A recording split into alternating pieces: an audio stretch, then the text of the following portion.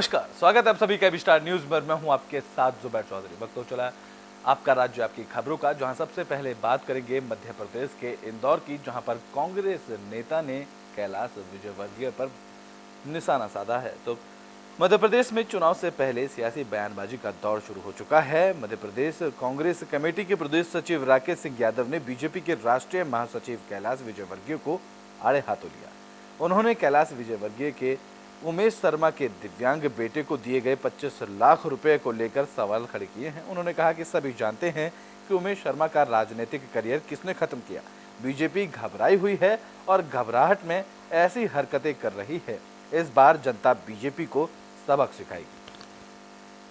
ये सवाल ये है कि ये 25 लाख रुपए का जो चेक है, उमेश शर्मा जी की मौत होने के बाद 1 साल बीत चुका है, अब क्यों दिया? क्या 1 साल से वो उस बात का उनको ध्यान नहीं था, या वो सो रहे थे या भूल गए थे? दूसरी बात, उमेश शर्मा का राजनीतिक कैरियर किसने समाप्त किया? किसने उनको पार्षद तक का टिकट नहीं दिया? किसने उनको विधानसभा का उम्मीदवार नहीं बनने दिया? किसने उनको आईटीए में नहीं बनने दिया? ये पूरा इंदौर और भारतीय जनता पार्टी जानती है, समझती है। अभी तक तो सरकार मुआवजा बांटती थी। ये सवाल ये है कि ये 25 लाख रुपए का जो चेक है। तो मध्य प्रदेश में चुनाव से पहले बयानबाजी का दौर शुरू हो चुका है।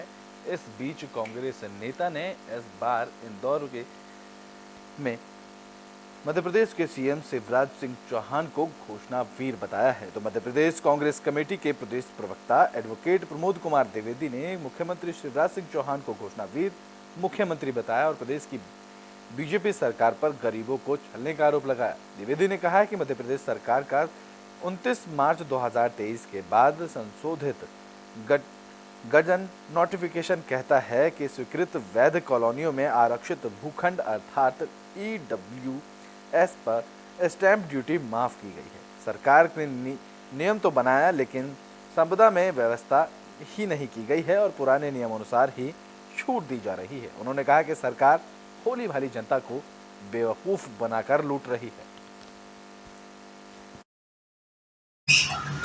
सरकार का ही सिस्टम, संपदा सिस्टम जो रजिस्ट्री है की पूरी व्यवस्था को संचालित कर रहा है, उसके द्वारा आज की तारीख में भी 50% ही छूट दी जा रही है, जबकि शासन ने कहा है पूरी स्टैंप ड्यूटी की छूट। शासन का गजट नोटिफिकेशन अपने आप में कानून है, संपदा सिस्टम एक व्यवस्था है। तो क्या 29 मार्च और उसके बाद फिर संशोधन हुआ, अप्रैल मान लीजिए, मई मान लीजिए, जून मान लीजिए, जुलाई, अगस्त, सितंबर, 5 महीने हो गए, अभी तक 50% ही छूट मिल रही है। पूरी की पूरी स्टैंप की छूट मिलना चाहिए। तो एक तरफ सरकार गजट नोटिफिकेशन पारित करके वाहवाही लूट रही है कि हमने कमजोर वर्ग के लोगों को रजिस्ट्री में पूरी तरीके से स्टैंप ड्यूटी माफ कर। दूसरी तरफ 50% की स्टैंप ड्यूटी सीधे जनरेट करता है। लोग इस गजट नोटिफिकेशन को लेके आते हैं, छूट मांगते हैं। सर्विस प्रोवाइडर हो या वकील हो, अधिकारियों से बात करता है तो कहते हैं कि संपदा सिस्टम में खामियां है। संपदा सिस्टम किसकी है? सरकार की। सरकार किसकी? तो बुलेटिन में बात कर लेते हैं छत्तीसगढ़ के गरियाबंद की, जहां पर कार्यशाला का आयोजन किया गया। बता दें कि इस कार्यशाला में वन्य जड़ी बूटियों को लेकर जानकारी दी गई। तो गरियाबंद जिला मुख्यालय के मंगल भवन में जैव विविधता संरक्षण और संवर्धन कार्यशाला का आयोजन किया गया। मुख्य अतिथि के तौर पर मुख्यमंत्री के सलाहकार और कृषि योजना ग्रामीण विकास सलाहकार प्रदीप शर्मा शामिल हुए। इस दौरान प्रदीप शर्मा ने कहा कि सदियों से गरियाबंद जैव विविधता से समृद्ध विरासत का पोषक रहा है। खनिज, औषधि और वन से परिपूर्ण इस धरा पर सभी समुदाय के लोग प्रकृति के साथ सदैव संतुलन बनाकर चले हैं। यहाँ पाए जाने वाले वन्य जड़ी बूटी में असाध्य रोगों का उपचार करने की क्षमता है। लिहाजा लुप्त हो रही औषधि पौधों वनस्पतियों को बचाने के लिए स्थानीय समुदाय को इसकी बड़े पैमाने पर खेती करने के लिए प्रोत्साहित किया जाना चाहिए। जैव विविधता अधिनियम के अंतर्गत ये पूरे देश में राष्ट्रीय जैव विविधता प्राधिकरण का गठन किया गया है, जिसका मुख्यालय चेन्नई है।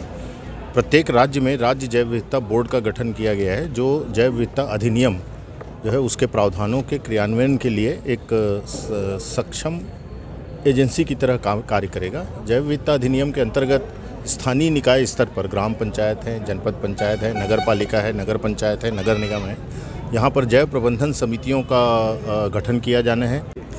आज जो राज्य में जैव विविधता बुलेटिन में बात कर लेते हैं बिहार के मोतिहारी की, जहां सड़क की मांग को लेकर ग्रामीणों में रोष देखने को मिला है। इस दौरान ग्रामीणों की तरफ से प्रदर्शन किया गया है।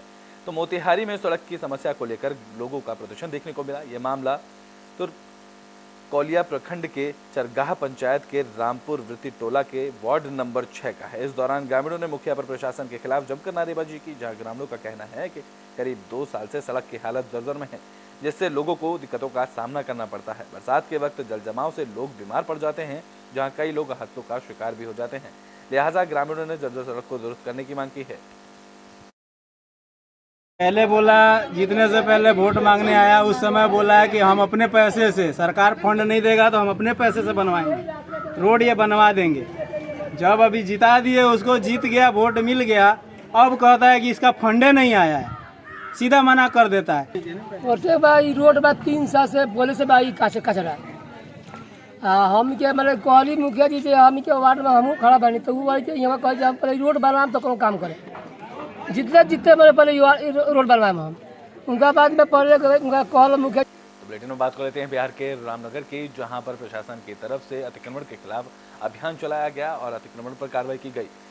तो रामनगर नगर परिषद ने अंबेडकर चौक से लेकर नरकटियागंज रामनगर मेन रोड पर अतिक्रमण हटा दिया है। बता दें कि नगर परिषद ने पहले भी सभी को नोटिस दिया था, लेकिन इसके बावजूद दुकानदारों ने अपनी दुकानें नहीं हटाई थी, जिसके बाद प्रशासन की टीम ने मौके पर पहुंचकर अतिक्रमण को हटाया। ये रोड का जमीन और अस्पताल के जमीन में कई दिनों से मतलब अतिक्रमण किए हुए थे, लोग दुकान खोले हुए थे, इसी के लिए अतिक्रमण मुक्त कराया जा रहा है। जो हटाया जा रहा है, जब ऊपर क्या कहना चाहते हैं? देखिए, ये अतिक्रमण नरकटियागंज रोड पे हटाया जा रहा है। हमको अतिक्रमणकारियों की सूची ये त्रिवेणी नहर प्रमंडल जो रक्सौल में है, उनके द्वारा ये सूची मिली थी कि अतिक्रमणकारी काफ़ी समय। तो बुलेटिन में बात कर लेते हैं बिहार के सुगौली की, जहां पर एक बच्चे के गुमशुदा होने का मामला सामने आया है। तो सुगौली में 12 साल के लड़का स्कूल जाने के लिए घर से निकला, लेकिन वो घर नहीं पहुंचा, जिसके बाद परिजनों ने बच्चे की गुमशुदगी की रिपोर्ट दर्ज कराई। बता दें कि मुजीबुर रहमान की मां ने पहले पुलिस को बताया है कि 2 अक्टूबर को उसका बेटा घर से स्कूल के लिए निकला था, लेकिन फिर वो घर नहीं पहुंचा। जब खोजबीन करने के बाद प्रिंसिपल से बात की गई तो उन्होंने बताया कि बच्चा स्कूल ड्रेस पहनकर नहीं आया था, इसलिए उसे स्कूल पहुंचने से तुरंत बाद घर भेज दिया गया था। महिला ने बताया कि 2 दिन बाद उसके मोबाइल पर एक कॉल आया था और कॉल करने वाले शख्स ने गाली गलौज करके जान से मारने की धमकी देकर फोन काट दिया। महिला ने पुलिस से बेटे की जल्द सकुशल बरामदगी की गुहार लगाई है। भाई मंगल के दिन स्कूल गैलन 9 बजे स्कूल गैलन, स्कूल सर कहलन जे जा अपन ड्रेस बदल के आओ, ड्रेस कहलन जे गीला बाटे तो कहत रहन जा थोड़ा देर बादे अइबा, तो हमर बाबू निकल गइलन, हम निकल गए।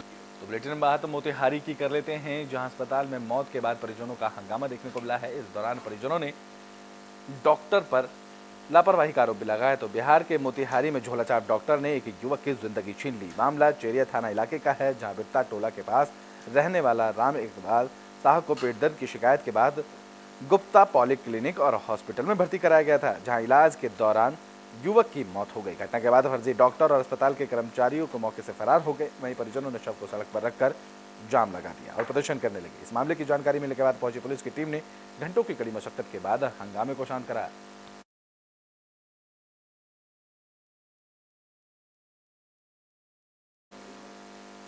तो बुलेटिन में बात बिहार के आरा की कर लेते हैं, जहां एक भतीजी ने अपने ही चाचा पर दुष्कर्म का आरोप लगाया है।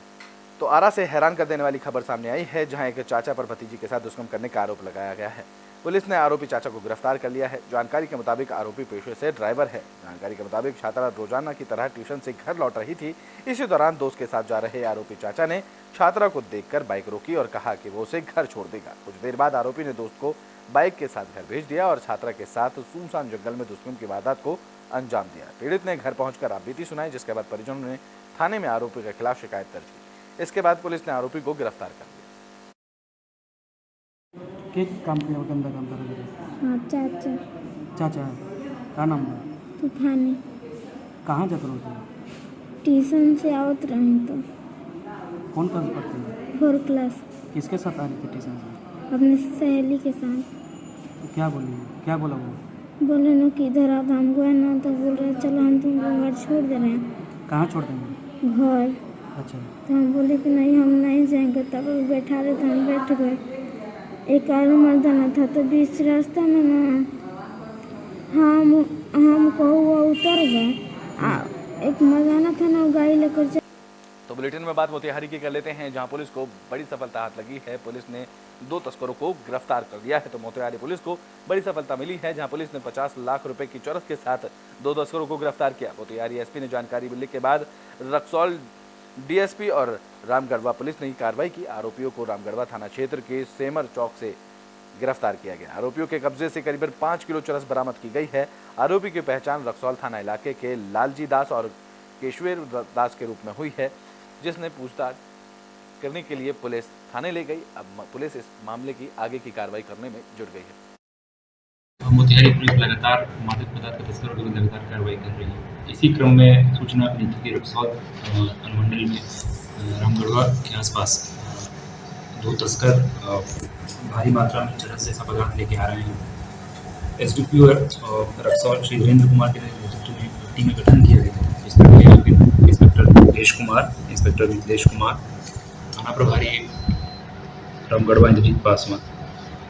इस टीम ने काफ़ी कुशलतापूर्वक कार्य किया और 2 तस्करों को गिरफ्तार किया है। लालजी दास, केशवर दास, दोनों रक्सौल थाना के। इनके पास से लगभग 5 किलोग्राम 4.98 किलोग्राम जो एग्जैक्ट अमाउंट है और नगद 600 रुपये बरामद किया गया है। पूछताछ क्रम में बात प्रकाश में आई है। तो बुलेटिन के आखिरी में बात तो छत्तीसगढ़ के गरियाबंद की कर लेते हैं, जहां हाथी का तांडव देखने को मिला है।